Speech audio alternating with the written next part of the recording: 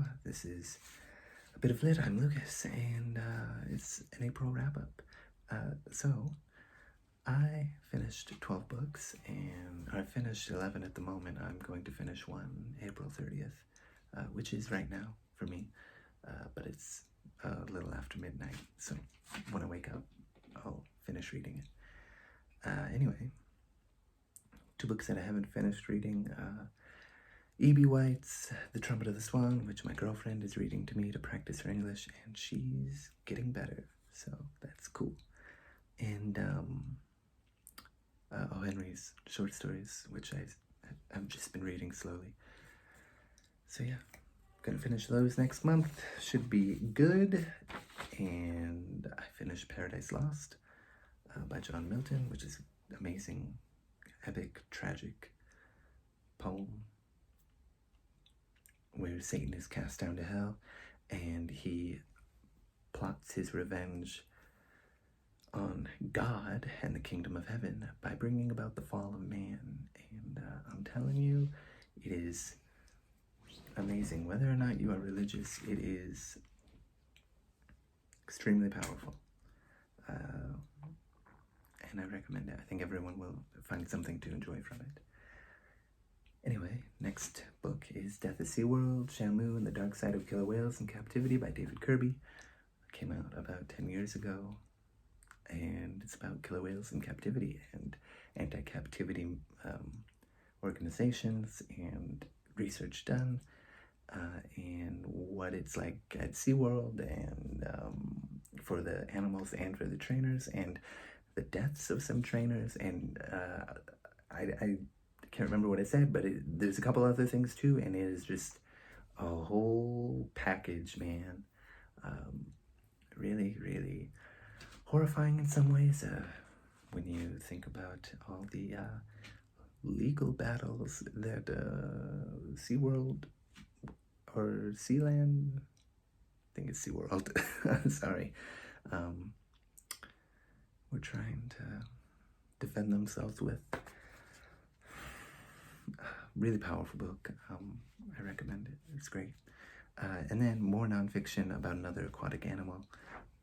Emperors of the Deep, Sharks, the Ocean's Most Mysterious, Most Misunderstood, and Most Important Guardians by William McKeever. I believe I made a review for almost every one of these books, so I will find them and put them in the description. This book was probably my second favorite book. It was just heart-wrenching, much like the other book, but this one was heart-wrenching for a different reason, similar reasons, because humans are just terrible to literally everything on the planet, including the planet. But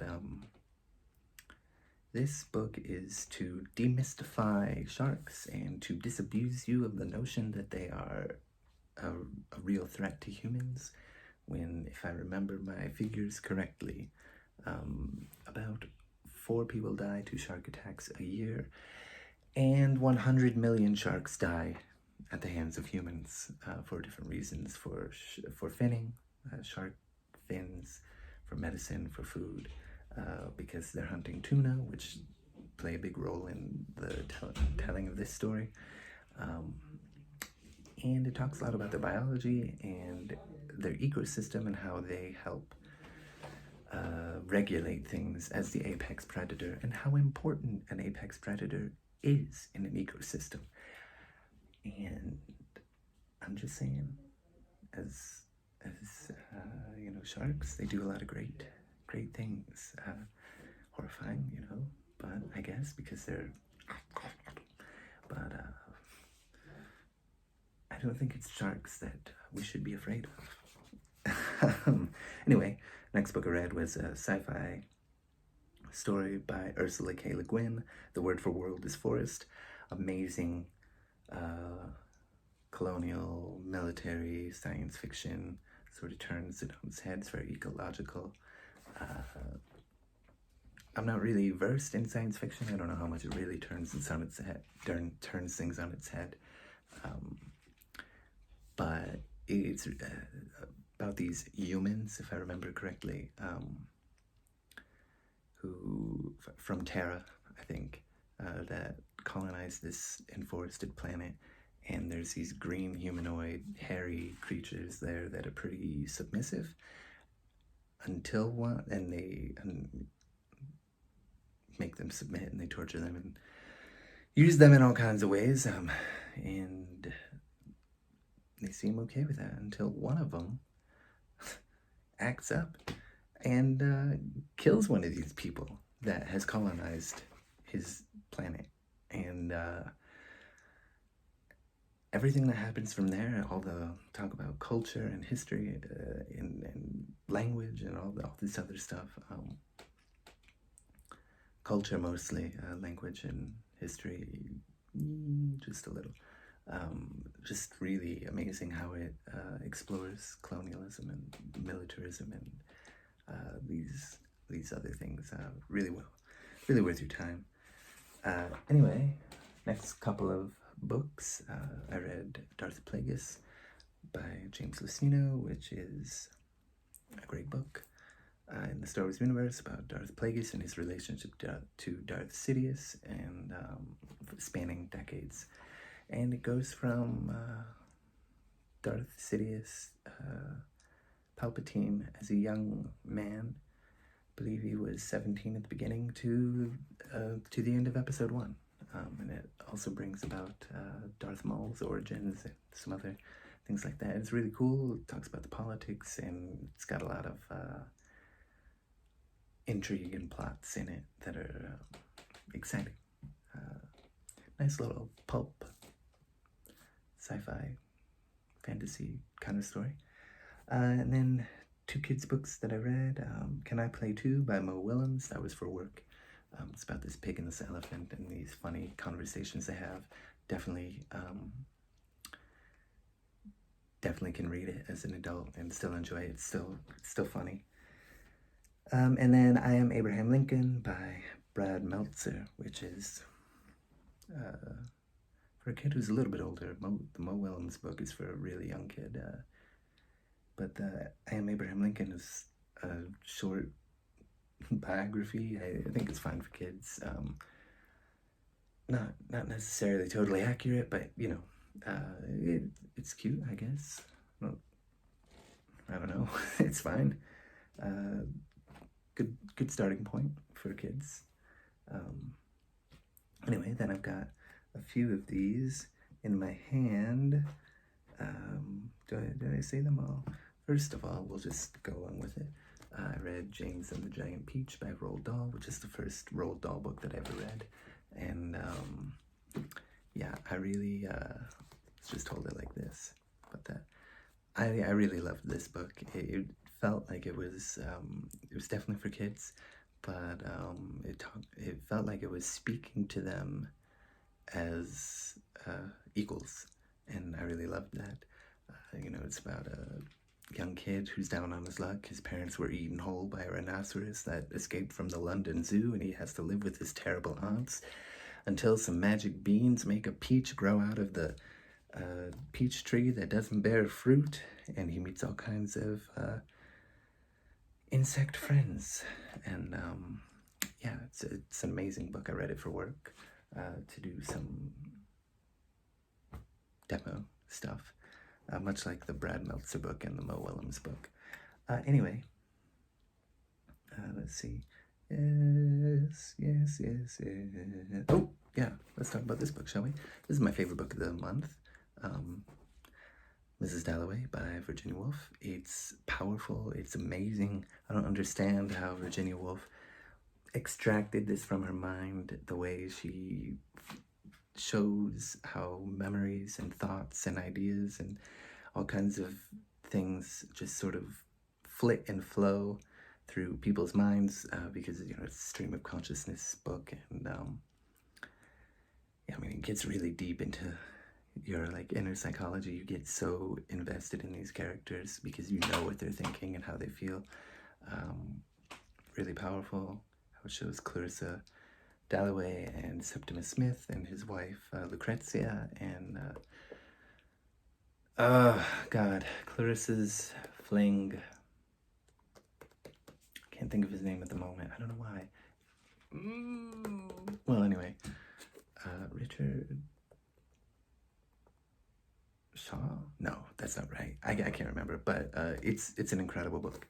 I'm sure if I open this, I will find it somehow, but I'm not, so I will just live with that. Where is it? Well, who knows? Anyway, incredible book, well worth your time. And then I read Terry Pratchett's Mort, which is where Death takes on an apprentice, Mort, and teaches him the ropes. Mort is a gangly, all-knees teenager down on his luck, and Death teaches him the ropes, but he has some trouble when he has to go do the duty, because his first 3 people that he's gonna bring along to the underworld or whatever, the first one doesn't want to go, the second one becomes reincarnated, and the third one is a princess his age, and he feels that there's no justice in that. And Death reminds him, there's no justice, there's just us, with a little play on words. The problem is, of course, Death has a job to do. However, whether or not Death does that job, fate has a certain inertia. So, really fun. It's the 4th book in the Discworld series, my 2nd.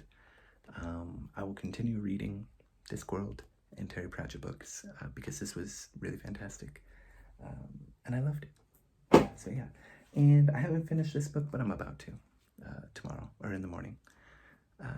Stephen Erickson's Gardens of the Moon, which is part of the A Tale of the Malazan Book of the Fallen series. Wow. I'm not going to talk too much about it. The Malazan Empire simmers with discontent bled dry by interminable warfare, bitter infighting of bloody confrontations. That is putting it lightly. Even the Imperial legions, long inured to the bloodshed, yearn for some respite, yet Empress Lucene's rule remains absolute, enforced by her dread claw assassins. And, I won't read the rest of the back. It is, there's a lot of information. It's very difficult to follow at times. I have to read some passages over.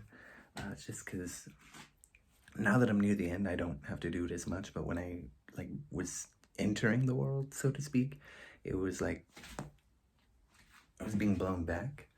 And yeah, this book is really good. It's very, very dark,